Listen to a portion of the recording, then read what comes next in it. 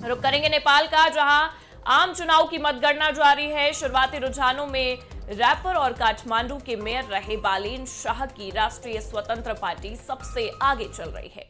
वहीं पूर्व पीएम शेर बहादुर देउबा के पार्टी नेपाली कांग्रेस को अभी तक सिर्फ एक सीट मिली है।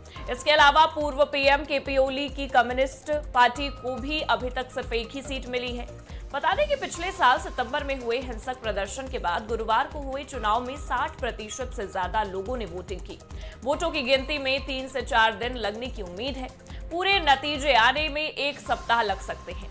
चुनाव आयोग ने यह भी कहा है कि 9 मार्च तक काउंटिंग पूरी करने की कोशिश की जाएगी। एक तरीके से जेनजीज ने जिस तरीके से प्रदर्शन किया, उसके बाद ये जो मतदान था ये काफी भारी संख्या में देखने को मिला है।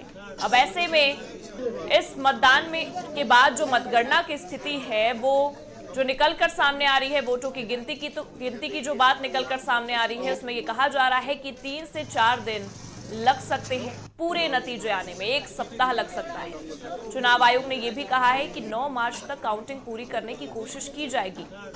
मतलब वोटों की काउंटिंग में एक लंबा समय जाएगा और फिर नतीजों की अगर उम्मीद करें तो उसमें 1 सप्ताह भी लग सकता है।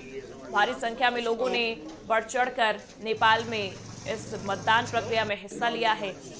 आम चुनाव की मतगणना जारी है और लगातार ये देखा जा रहा है कि कौन सी पार्टी आगे चल रही है। बालेन शाह की राष्ट्रीय स्वतंत्र पार्टी जो है वो सबसे आगे है इस दौरान और एक बढ़त बनाते हुए बालेन शाह की पार्टी नजर आ रही है। तख्ता पलट के बाद ये चुनाव हुआ जिसमें भारी संख्या में लोगों ने बढ़ चढ़कर हिस्सा लिया है और अपने मत का प्रयोग किया है, जिस वजह से चुनाव आयोग का ये साफ कहना रहा कि अभी जिस तरीके से काउंटिंग की प्रक्रिया लगातार देखी जा रही है, 3 से 4 दिन लगने की इस पूरे वोटों की गिनती में, इस प्रक्रिया में उम्मीद नजर आ रही है और 9 मार्च तक काउंटिंग पूरी करने की कोशिश भी की जाएगी।